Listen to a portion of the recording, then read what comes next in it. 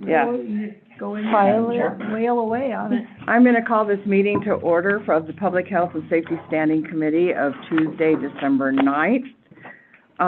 Thank you for the minutes. Ann, Yes. Patty, did you have a chance to read them over? Yes, and I replied to Ann, and she said I was her biggest critic, but I said they look perfect.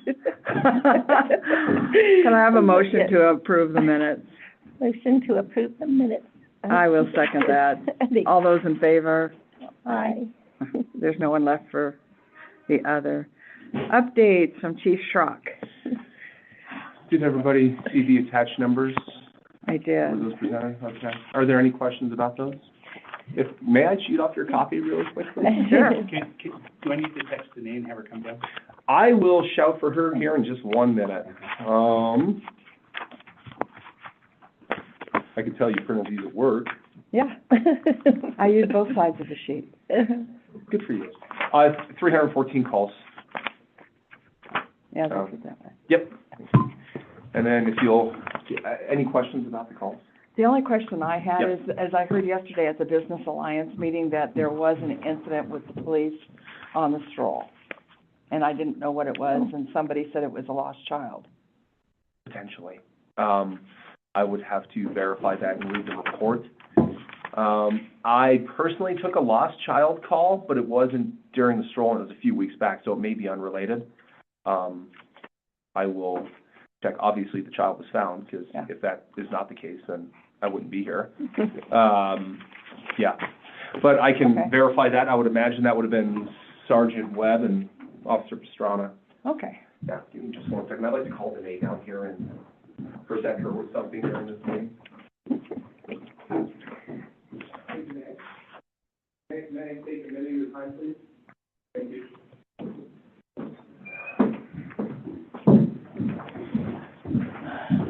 And as far as safety goes, the chamber did go ahead and put a four-wheeler in front of the horse-drawn carriage to try to keep the people out of the way.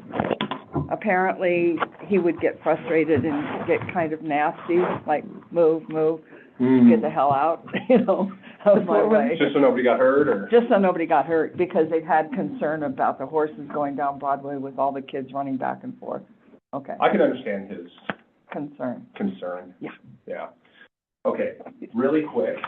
It is with genuine admiration and deep gratitude that I write to formally recognize your extraordinary initiative, dedication, and professionalism in securing federal grant funding for the establishment of the school resource officer position for the Red Lodge community and its schools. At a time when both the city of Red Lodge and our schools have faced a critical need for a dedicated SRO, you step forward entirely on your own initiative to do the research for available funding opportunities, pursue formal training in the federal grant application process, and shoulder the considerable responsibility of preparing and submitting a highly competitive grant proposal. Your efforts did not end with the submission of the application. You have continued to work tirelessly to ensure that every aspect of the implementation process was well coordinated and positioned for long-term success. In recognition of your exceptional service, I am proud to inform you that the Red Lodge Police Department will be awarding you the department's Outstanding Service Medal. Oh. This honor is reserved for those rare individuals whose actions have demonstrably strengthened our organization and the community we serve. You have more than earned this distinction. On behalf of the entire Red Lodge Police Department, City of Red Lodge, and most importantly, the students, faculty, and families who will benefit from the presence of a school resource officer, please accept our heartfelt congratulations and profound thanks. We are extraordinarily fortunate to have you on our team. Yay, awesome. Thank you. Cool. Congratulations. Thanks for all your work. Wow, that was really sweet. Well earned. Special. Yes. Nice. Any other updates? That's all I needed. You can go now. Yeah. Appreciate you, Danae. Thank you very much. We want to keep her around for For the a few seconds MOU? on conversation on the SRO guide. Sure. Yes. Okay. We have a resolution 3727, which is approving the MOU with the school district for the school resource officer. It's up for action tonight. Has everyone had a chance to read through this newer version, updated? Yeah, I have a question. How did that get updated and figured out without a meeting? Not that I'm complaining. Well, it's coming from the school board. So first off, I think Danae put it together based on the federal rules of what was needed. Uh-huh. And then that was presented to the school board, and then the school board took a look at it, and I assume made But corrections or... the figures were all figured out? Yeah, That's what I was so concerned about. The money. Danae and Lonnie worked on it. I had a pretty lengthy meeting with Lonnie and Danae last week before going into that meeting to ensure that we were okay to move forward, to which the nod of approval was given. So Okay. I'm confident in their work. Okay, I was just surprised to get it midweek. So, You initially Well- went to the school board, like, that first Wednesday before you guys, Right. or around the time that you had seen it Right. initially. At that meeting, the school board kind of stressed the fact that their number was about 40,000. Right, And then email correspondence with John Fitzgerald as well. So, after having that correspondence, that's why we updated those numbers okay. in an effort to work with the school and the school board to make sure we can implement the program. Okay, all right, and did you all go to that meeting on last Wednesday night? I messed it up, I didn't go. that's fine. Oh. I went, Okay. one of the concerns that they had is that they said that it felt like it was, like this process is rushed, which I can understand their feeling on that. However, everybody knows about the federal shutdown. That did not help. And then Danae had a timeline that had to be met. And that's the reason why it felt rushed. If we had an extra month or so like the preparation itself and the way it was written in the MOU is fantastically written. However, it's just, that timeline was a killer. So we lost a month, but just because the federal government closed down, doesn't mean they're gonna extend our deadline. No, I remember that 2 weeks ago, that we're still stuck in early January. I know that, but I was just, when I got that, I just thought, oh, well, I'm just curious. Yeah. And they had that special meeting, and I wanted Right. to make sure that we get that updated so that they had, everything number-wise that they were comfortable working with at their working session, so that we could try and streamline the process as much as possible. And I just want to comment and apologize to Chief Strock and to the school board. I attended, but my intention was just to sit back and listen and relay information. And they had questions that I was not in a position to answer regarding the budget and confirmation on the city council's advice and approval, and we weren't there yet. So I wasn't able to provide any information. So I'm sorry to you and to the school board for not being prepared for that and not being able to present They more asked a question information. that only the mayor could answer, and that's about budgetary concerns in the next 4 years. Even he could only do 2 years when he's in control, so. I would have liked to have been able to help more. So but- part of, and I've thrown up on the screen to share with you guys, I was working with Danae and staff. So you remember kind of where this started. The thought was, they cover 75% of the cost, we cover 25% of the cost, because we will use the officer 25% of the time during the year, which gives us an advantage of an extra officer during our busy season. And so they came back, and our initial, when we went to them, is we have this grant money, so we're not paying a lot for year 1, 2, and for the record, this is a 4-year commitment. The grant money helps cover 3 years of that, but by the 4th year, we have, and we're required to keep the positions all in line. So we're not, and we're not allowed to make a staff reduction either while this is in place. So it's not like you can say we're paying for one. So, but they came back and wanted to keep it at a consistent 40,000. So if you go down to the school portion here, you'll notice that it's 40,000, but then it has cost of inflation built into that. So 5% increase annual. Yeah. Yeah. So what happened is Danae went ahead and broke out and said, okay, that's our constant. And then we know what our federal grant funds are going to be coming across there. What does that mean to our city budget? And you'll notice that this first year, woo-hoo, we're scot-free. We're spending $790 for an officer for the year.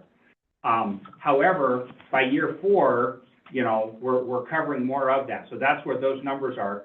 So here's, and then the SRO obligation is how much is being contributed over the amount of the grant between the two entities. So we're splitting this 102, actually it's between all of these things here. So then the question came from that we're stuck at 40, And so our pushback to that is we can do that, but what that means is if you look at how much is actually being paid, over the course of 4 years, we're paying 55%, they're paying 45%. Oh, so I brought that up at the beginning of the meeting, and John Fitzgerald said, I think it's flipped around. And turns out it's incorrect. It's math. No, that's math. That is correct. We are covering, I'm sorry, they are covering 54 and we are covering 45. I said it wrong, but Okay. it's correct on the page there. And so what that means is, and part of the language is in there, that's fine. That's what we will give you is 54% of that resource. Now, that does not mean week by week they get 55, we get 45, because 75% of the year they're going to have, 25% of the year we have them 100% of the time. So what I did not have an opportunity to do this, and I don't know if you've had a chance to play with it yet to find out what those school numbers are, but our next step is to basically come back and say, so what this means is you're going to have them 87% of the time during the school year, or some number that mathematically works out. That's one thing that I explained to them, although it does not equate to a complete and total 40 hours a week, that they will not be without an officer when an officer is needed at the school. Meaning, if the SRO is assigned to day shift, their primary area of responsibility is the school district. I think it's still, on the city side, it's still very important that we ensure that the school is covered. Yep. Even if they're only able to provide 40%, 50%, whatever that case is, that Greg is still very committed to making sure that there is an officer there when they need them. And then the other comment to your question, Ann, on timing, the school board has still not had their official meeting where they did this. And so what our request was to them, give us the edits, be very, very comfortable with the edits because of the timing of this thing. It's basically due by the day before our first meeting in January. So it's still a month out, right. but without having a special meeting, there's no part of it that says which has to be done first. So basically, up for action tonight is for the mayor to authorize me to execute this on the city's behalf, and then their meeting is in a week or two, or maybe even in the first week of January, when they will actually do it. And there's a possibility, is theirs tomorrow? Tomorrow. Okay, yeah, so we're taking our action first, and they're taking their action second, but that gets everything done before the deadline without requiring an additional meeting. And I think they appreciated the confidence from the city, so after tonight, I think will really help their decision too, because there's a little mixed feeling there. They were concerned about the financial situation of the city. Our commitment. I think, the commitment of it. And so I think, like, us taking this step before the school board will help them understand that the city is fully committed budget-wise to the SRO. Because they do want to have a successful SRO program. Yeah. And so they don't want it to fall through the cracks, get it started and have it fail. Yeah, and that having said, it's not done, but I do feel we've done everything we can from our side to help make it work. This is something we've been discussing for quite a long time now. 3 years. Yeah. And hopefully it'll work. If it doesn't work, I'm not going to lose sleep because we didn't give it our best effort and make it go. But kind of give us your edits that you're going to be comfortable with. And then if council's comfortable with them, then you go through, but if you come back at your meeting and say, hey, we want to change it and tweak it in this, probably not going to go through. Okay, so you when don't do we have start budgeting for year 4? Pardon? Oh, yeah. When do We'll- we start budgeting, is that a good question today? Yeah, so Lonnie, with anticipation and not having an MOU in place and not knowing the school's commitment on it, it's already in the budget. Right. The way it's. But year 4, I'm talking about, when it all comes, It's technically in there without the city or the school's money being considered. So really, that position is already in our budget, so we need to just make sure to maintain Okay. that moving forward. Lonnie did feel comfortable, okay, knowing that projection. She did feel comfortable in saying that she felt like that would work. all right. It's important to say too, with that being said, if for some reason, there's a hiccup and this does not go through, that does not mean that the school does not get a police officer being present at the schools. You'll figure it out. We're committed to increasing our presence there, but it will sure be a whole lot easier if we have an extra officer to do that. One that's trained That's- specifically on school resource officer operations. Because that is one thing that goes along with the position is they must be trained, which there's already courses selected for that for the National Association of School Resource Officers. And that is part of the grant. We were looking at that, and they do specialized training to make sure that Yes. that officer has the correct training to be a school resource officer, to be in the schools. And I believe that training is paid for through grants too. And I did hear at the Business Alliance meeting yesterday when I announced that it was going to be on the agenda tonight, that there are some people who are against having a gun in school or a cop in school. And I stressed that they needed to go and Google the training of a school resource officer, that it's really a school resource officer who happens to be a police officer, and that they need to go ahead and educate themselves. So if you have any blowback on this, make sure that they understand what a school resource officer does, and, you know, that way they can feel a little more comfortable. A lot of people say, oh, well, it didn't help in Uvalde, you know, that one gun didn't help, you know, and it's like, maybe it did, maybe it didn't, I don't know. Actually, a gun did help in Uvalde. Yeah, It was a BORTAC officer that went in and solved that problem. I can but not talk, the SRO, but the bottom, I can talk about this all day yeah, with guns in schools. yeah. I gotta choose my words carefully. It is a police officer first who happens to be a school resource officer, just like Sandy said. The fact that they're in a school, in no way, shape, or form would I ever entertain disarming an officer. No. Just because they're in a school. We don't disarm our officers when they take routine calls for service at the school before they enter. It just doesn't work that way. Yeah. So, anyway, if you do get feedback, I just stress that they need to educate themselves on the duties of and the special training that they get. I think that will help. And I have asked Chief Schrock to be there for tonight because this is something we will have public discussion on as we're taking action. Have we talked, do we know if the school board's gonna, if we're either gonna have FITS or school board there tonight? I can have a separate conversation. I didn't know if that had happened yet. I haven't had conversations. Okay. They might want a special invitation Yeah, that's. so that we know that we have the support. Okay, I want to keep moving, and we have a special guest today, Erin Cross, who's Carbon County, thank you, Chief, thank you. who's the Carbon County Public Health Director. Hi, Erin.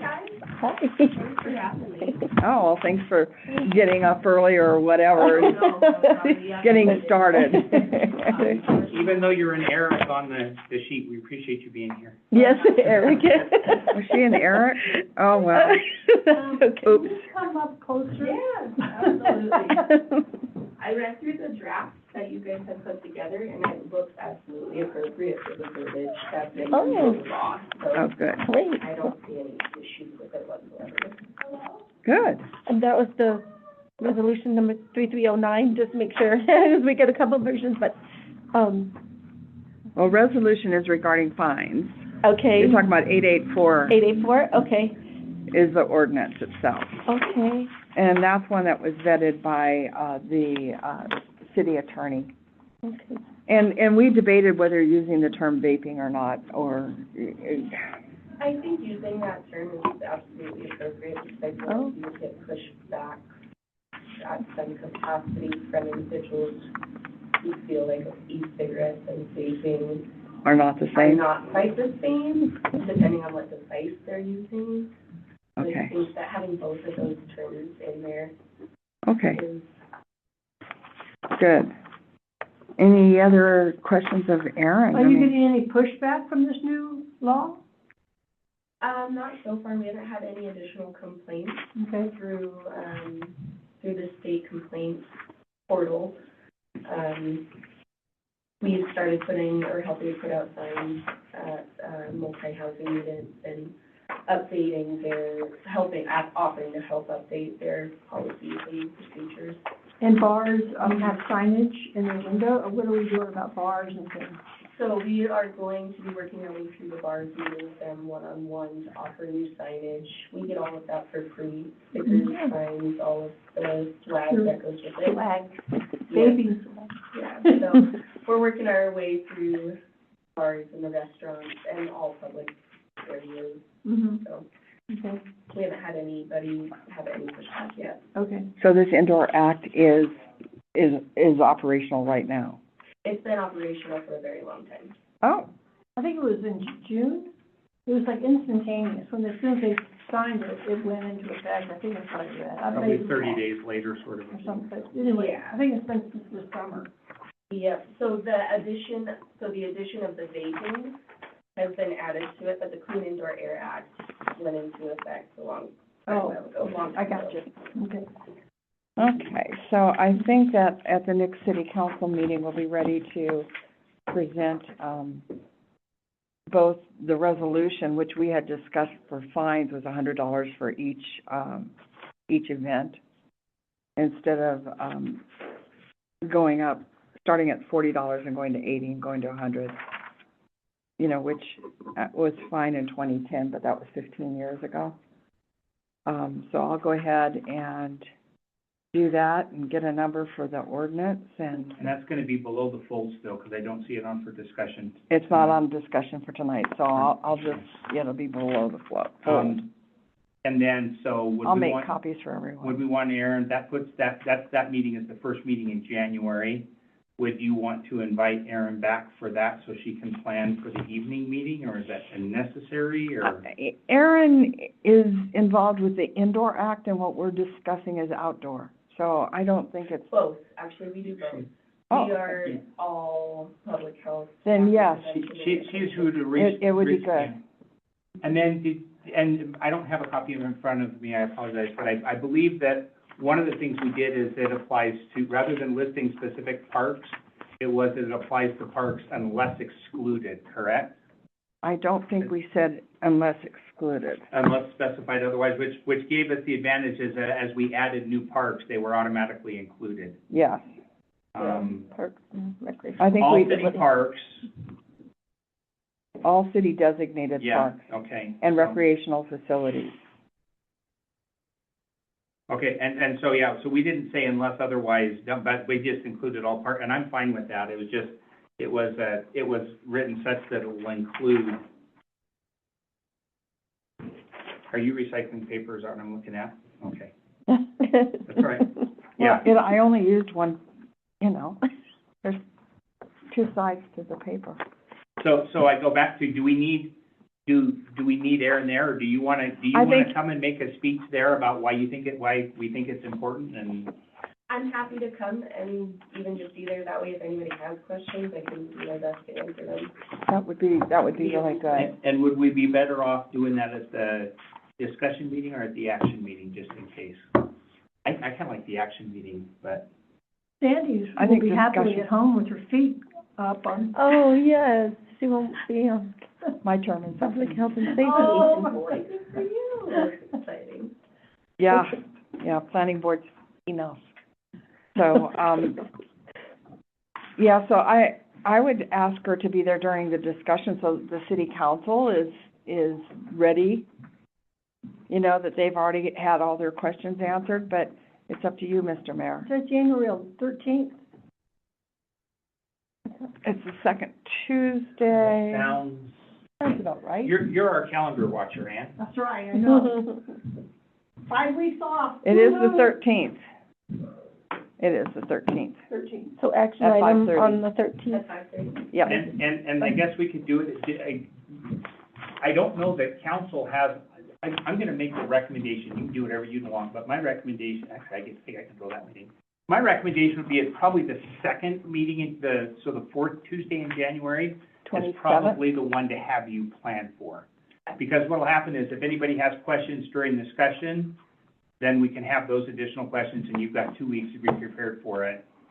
And you can just give a 2-minute, we think it's important that you're doing this and And good whatever for else the you want to community. add to that. Absolutely. Fourth Tuesday at 5:30? Fourth Tuesday at 6. Oh, I'm So sorry. 27th, Planning board did is you just say that? 5:30. 27th. See my issue? All right. Any other questions for Aaron or concerns about this? Well, I don't have any.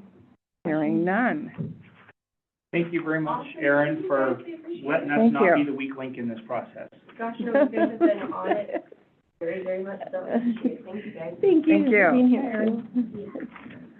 So we're at the point of the agenda where, because I won't be here, you guys need to start thinking about priorities of what you want to accomplish and what we haven't done. And I did get an email from Pete Critelli All that? that we started off on that snow ordinance and we just never finished it. Well, it was summertime, I think we lost. It was summer, we lost the impetus on it, Well, yeah, we had other, but I think it's important that we go from there. And then there were a lot of Facebook comments this week about the ice on the business, downtown sidewalk. So that problem still, is with us. It's always I gonna don't be know if with you us. saw the, I guess it. I don't do Facebook. Those um, people are mean. Oh, well, I read it, I don't comment. Yeah, I don't do That's- mean. But I think that, I don't know if that was because of the stroll and people were hyper aware of what was going on with the ice and the sidewalks, but, that seemed to be a problem this weekend. I just walked down the middle of the street, so I don't even. I was on the- Well, when they I was on close the down the sidewalk. street, it's so much easier. both nights, More yeah. fun. Rod, you have a comment? I'd say the challenge, having shoveled snow downtown for over 40 years, is the timing of the storms and whether they're wet and how cold it gets after. Mm. And this first or second significant snowstorm turned into an ice storm. If you weren't there, and most of it came down while the bar crowd was stomping down the sidewalks, and that really is difficult to get off in the morning. And so, I think Pete did make that comment that, you know, it's supposed to be 10 o'clock, but what happens if it's still snowing at 10 o'clock? right. So, And I think it said, or 4 hours after succession Yeah. of the event. or Yeah. something. I will send you the latest on what we had in the snow ordinance, just so that you can get that started. The other thing that I think is going to hit is the idea of the, fire department and our, the district, what's gonna happen with the fire department and the city's commitment. So, can you think of anything else that that we've left dangling?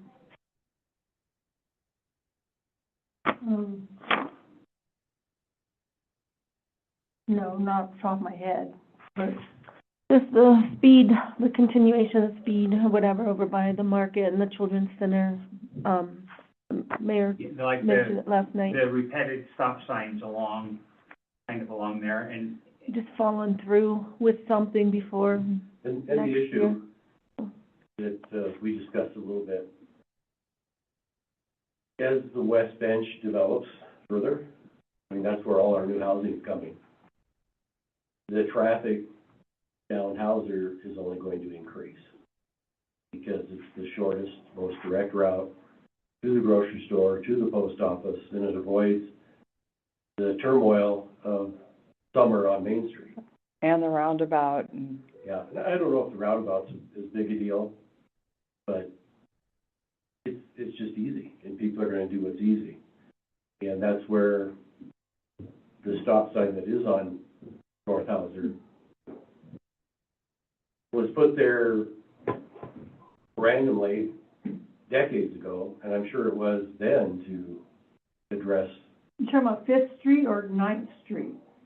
yes, I think it would be Fifth. It'd be. roundabout yeah. Third. All right, But I think that was put there just to try and influence the speed.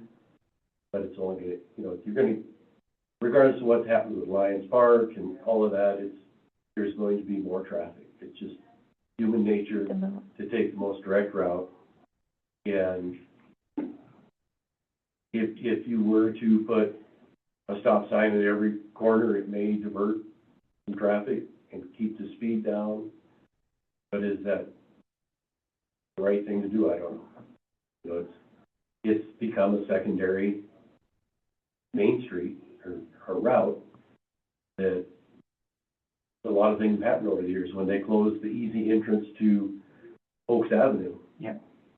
that became a roadblock to commercial traffic taking Oaks to supply the businesses, because now you can't get the delivery trucks through that intersection because they made, you know, just the way they did it. So there's been a lot of things that have happened over the years that have forced traffic onto, whether it's Platt or Hauser. It's just based on things that have happened over the years and the growth of the golf course and now the subdivisions up there. You're only going to see more traffic. That's just the way it's going to be. And it's unfortunate because there is a lot of traffic in a neighborhood, but I don't know how you're ever going to divert that.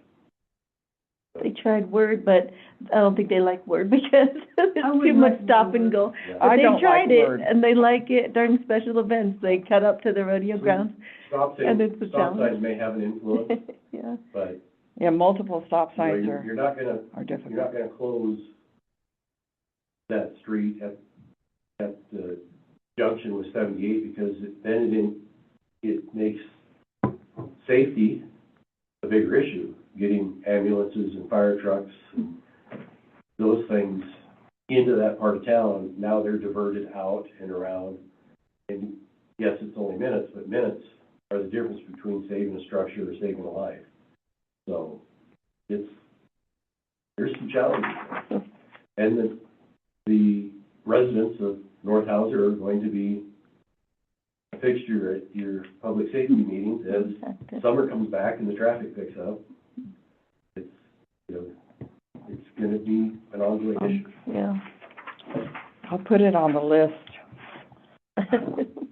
I mean, we can talk it to death, but maybe multiple stop signs, even with flashing lights, to say that there's a So I stop think they sign. already nixed that idea. They don't want flashing lights. Well, they don't get to choose. If they No, I wanted think to. that, I think that my recollection is it was your public works director that was, and part of that was, we've got to have a process for how that puts in place. So we gave him a line, and that was me who made that commitment, and I probably got a little bit ahead of him on that, and I said, I've made the commitment, make it so. And his response actually at the time was, well, what if somebody else wants a white line by their stop sign, to which it's not that big of a deal, do it. And so if every stop sign in town has a white line on it, I don't have an issue with that. But when you start getting into flashing lights, how come they get a flashing light and we don't get a flashing light? So that needs to be a decision That can go everywhere. that the action is generated by some process other than who yells the loudest or who squeaks. Neighborhood. That's one of the challenges. One of the challenges we have is we have to address all of these to the very best our resources allow. Where can we have an impact? How can we do it? But again, you've heard me preaching it for 2 years. Everything we do has to be repeatable and scalable. And what happens when we get a similar request in, 4 months and something? And so, some of those things, like I like the idea of particularly as we had talked about it, down by the skate park and the Boys and Girls Clubs, I don't see there being an issue with a stop sign at every corner, and if the worst thing that happens is that causes some people to choose that as no longer their primary route to get from point A to point B, that's a fine benefit. But then you've also got to enforce that, and if people aren't stopping at stop signs. Well, then that's But, easy. but when you're talking about next to parks and kid-centric facilities, I think there's some state, national regulations kind of already in place that are easy for us to piggyback on. I think that, consideration of speed signs similar to the entrance speed signs in school zones and park zones might be a consideration, because those flashing lights grab your attention and remind you to check your speed. Everybody hits their brakes when they see that sign. If you watch cars coming Definitely not every, toward yeah. those signs, Yeah. the majority of the people, it gets their attention and reminds them. Oh, look. Those of it's us now who try to 25. be law-abiding citizens appreciate the reminder and thanks Right. and make an adjustment. Yeah, so that's something that's gonna have to be looked at, I believe, in the next 2 years, for sure. And what's the process for that, like, for the stop signs? Not about the flashing signs yet, unless they're combined, but over by the kid-centric area? Because this has been a topic for years, so I'd like to get some kind of priority to that area for safety. But what's the process regarding the affected neighborhood, businesses? How do we get that out there to get the input to move forward with the signs, besides other than just calling Mike Maples and putting up signs? I have asked, and I haven't followed up, and I've been gone, so that's not been an option, but I've got it written down, because I have asked the Public Works Director and the Police Chief to kind of look at that and make recommendations about what's there, and I'd like them to present Some options for us? And it may be that the recommendation is do nothing, but I'd like to hear their logic. What if we lowered the speed limit from 25 to 15? It is 15. Is it 15? Yeah. That whole way? It's 15 from Doug Brown Field all the way to Gretchen Orange House. If you can believe that. Going both directions? Uh-huh. Uh-huh. It's already No, 15. we're only concerned about the children being hit one direction. As long as they're hit from the left, it's not a Yeah, well, there might be problem. more traffic coming from the north to the south. And on Woodward is 15 from about that same Because the road's so narrow. narrow and, the school, Yeah. and, There's so many well, other issues. as I told someone, if you went 20, I'd give you a medal, but Yeah, because you're only 5 over the speed limit. There's so much 30 over. incoming traffic on that Hauser and Dillard, that come from the side, that if you only have a 15-mile-an-hour speed limit on each end of the zone, those entering from the middle Don't are see it. heedless, because they don't go all the way up to the post office. Because when they get there, They don't there go all isn't the a way sign. down to that end, they're headed to the grocery store, to the post office, or back and forth on that street, and without realizing it's a 15 Well, mile an hour informative. zone. Yeah, good point. Out of curiosity, given the time of year, given where we are right now, where are the areas where we should have our portable sign? One of the ones that I see, and I know it's been up there a lot, is Airport Road, and I've literally seen people almost go off the road because they're coming around that at inappropriate speeds. You mean Airport Road? Yeah. It's also a thoroughfare for the south end of town, people. I think the hot spots are Brewery Hill. That's just, when I take a left to go up the Brewery Hill, there are people that come barreling down that hill. And we've already They got a do. speed sign there that they're, Yeah. Now, and we've got that new one, but What's wrong with putting it on Hauser? that's what I'm asking, is where Where would are the just- hot spots? It'd be nice to just get a rotation going, I mean, So that they don't expect it. yeah, but, you know, And that's maybe what it should I'm never asking. be parked anywhere, I mean, not parked, but It's- in a garage. Yeah, where's That's the my fence? direction, is Yeah. I want it in use somewhere. What I'm Yeah. looking for you guys is where are our spots? I've heard house, I've heard airport, I've heard, Brewery Hill, And we just have one, or there are two of those? we have one of the portable units. Just one portable? Now, Okay. when we look at our budget next year, if we wanted to have more of those, we can, but there's also a resource side of maintaining those too. The newer batteries. ones that are solar are a little bit easier. This one right here, we use it, it's out there for a week, the battery goes dead, it gets hauled in and Oh, charged, okay. and then, In wintertime, and also battery life is significantly reduced because of the cold. Yep, okay. And honestly, So less than a week. the road from Bear Creek, as they come down that road, you know, they never slow down and, To the until they stop. see the stop sign, and then everybody's on their brakes. I think the people in, Platt and, Hagen, would appreciate, having one there sometimes. So just Because it's a rotate it. wide road with, like, not many stop signs and. Platt has one. Yeah, okay, I was thinking Platt, this is Platt, right? Yeah, Yeah. Platt is the first one, This then is the Hagen. only stop sign on Platt. yeah. And honestly, that's why people use 19th Street, because there are no stop signs on 19th Street.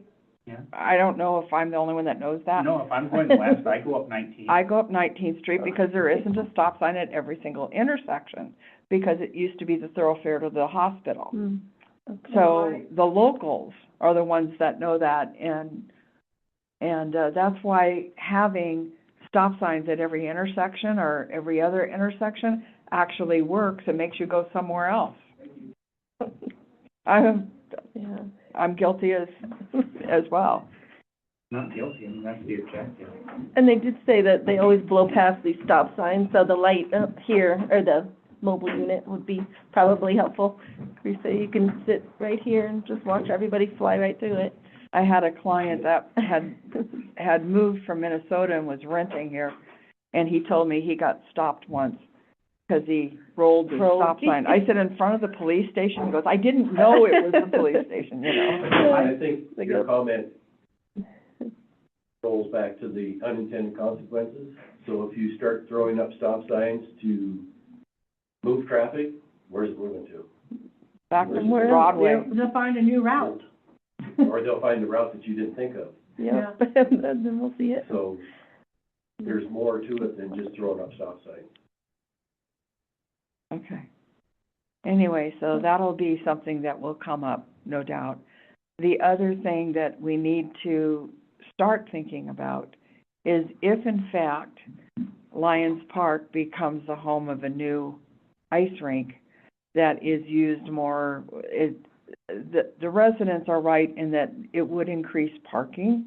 It would also increase traffic, also increase children walking to and from the ice rink at that point. So all of those things need to be considered from this committee, no matter what they do. Same with if they're going to have a sled hill over by the Yellowstone Wildlife, what types of safety concerns are we gonna have to look at?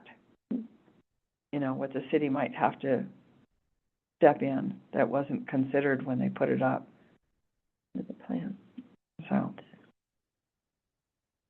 Just saying. Well, I think you got new sidewalks going in down on the north end of town that may alleviate some of the in-the-street walking if the sidewalks are, in the wintertime, if the sidewalks are shoveled. They don't use them. Even yesterday, there was a woman with 2 dogs walking down the middle of Platt, and I looked and the sidewalks were all clear. But she had 2 dogs, so it's not wide enough. And you can't protect everybody. Well, you can't regulate stupid, but So- nonetheless. I like the T-shirt they have over there. It says, I can fix stupid, but it's gonna take it takes a hammer and it's gonna hurt. Going back to snow, I have a couple of questions. First off, my recollection was that had the verbiage in it that we could address it kind of like the weeds, where we could go take care of it and send you the bill and put it on your It taxes. did have that. But the second question, and I can see. It's a while. I could make the case for either side of it. Do we want to, in future years, look at allocating some resort tax dollars for clearing the snow right on Broadway? And that won't be city staff, we'd have to be outsourcing to do it. But, and you can make an argument that resort tax is there to help, you know, it brings money into our town, and that's what does it, and we ought to consider some of that the cost of doing business. But you also have the conversation about how come a business gets their snow moved and the city doesn't clear the snow in front of my house. But between vacancies and owner, you know, there's, even if, and again, as we get citations in, I actually made a phone call or two on sidewalks on Broadway from Norway as I became aware of them. Reached out to, and I don't know if it was timing or not, but I can still see where there's some ice and freezing and some stuff that we need to get cleaned up during the warm spell we've got about caught. I mean, I can see how every single business owner would love to have the city clear their sidewalks for them. Oh, so would every resident in town. My question is, looking to council, is that something you guys want to consider allocating some resort tax dollars to that? Is that something that's defensible or something? How do other tourist towns do it? I wonder if they use it. I don't know if Cody takes care of The business sidewalk. the business sidewalks. I don't know how. I'd like to do some research on how other communities do it and see how admin and finance feel. I think a lot of them do. They pay for it. Well, I know a lot of them do, but there's two or three things that other places do with their resort tax, or how they use the resort tax that we don't. Again, it comes back, that's ultimately a city council. When somebody says the city, they're talking about U6. You know, the city needs to make a decision. My job is to enforce it. If you guys say, yep, we want to spend some money on making sure the business district is walkable and it's cleared within X hours of the snow, my job as mayor is then to go out and negotiate a contract and get somebody to come in and hire them to come in and do that with that budget that's there. And I think that's defensible if the money comes out of resort tax, which basically is a tourism dollar. I mean, the tourists pay Public for health that. It and would, safety. I don't think that you need to worry about the residential with that. I think it's defensible that it's commercial. But that's my opinion. What do you think, I Rod? would stress that snow on sidewalks in the city are not the people's snow. It's the city snow that have, by legislation, have made it the people's responsibility to move the city's snow. So just the wordage that, so downtown, it's the state snow. I think it's God's snow. Let's make Well, you do and it. it's an act of nature. Believe me, on slip and fall. And he does, but he never gets around to it till July. Question is, who gets But- sued? The state owns the sidewalks downtown. The state has diverted the responsibility of that to the city, and the city has diverted the responsibility to the business owner. Gotcha. And so, So I that's, don't what know you're that- saying, that's, yeah. I don't know there's a good argument about whose snow it is, No. okay? So, the reality is, there's more resort tax money collected than property tax money, is that correct? That is a true statement. So protecting a resource by clearing sidewalks, make it easier for people to contribute to the resort tax, would be a viable argument. That you're not doing it for the business per se, you're doing it to protect an income resource to the city. And the Some people residents say use that's it too. just BS and, but even helping business owners, if we want to call it that, or helping keep the sidewalks clear with a stand-on snow removal that blows it to the side, and then which is the main travel path that gets packed down and it's hard to remove, even with ice melt. You keep that area clear, then the business owners can do their part You mean to the fine clear tune? the edges. The fine and fine tune, tune it. right. So it's not, from curb to building front clearing the snow, it's A path. walking path, because people will use the walking path if it's there, and that'll help to give the business I owners don't, time I see. to do the fine tuning. And that just comes from 40 years of experience behind a snow shovel. That's kind of a split. That's an interesting, we are up against our time deadline. We are, thank you. So I think that if there's nothing else, I'm gonna go ahead and send you guys the snow ordinance we are working on, both the vaping and the outdoor smoking, ordinance and resolution. I'm gonna go ahead and send a priority list, which of course has got nothing to do with me, but things that we talked about that we feel that we should have had time to cover. So, Well, Sandy, thanks for everything. you're I welcome. hope you enjoy retirement. Oh, it's really hard to retire. Yeah. The tradition has been set, we do expect you back in 20 years. Oh, boy. Who will be I'd be the dead, replacement? dude. No. No, it Anyway. adds a whole new life and vigor. Is it?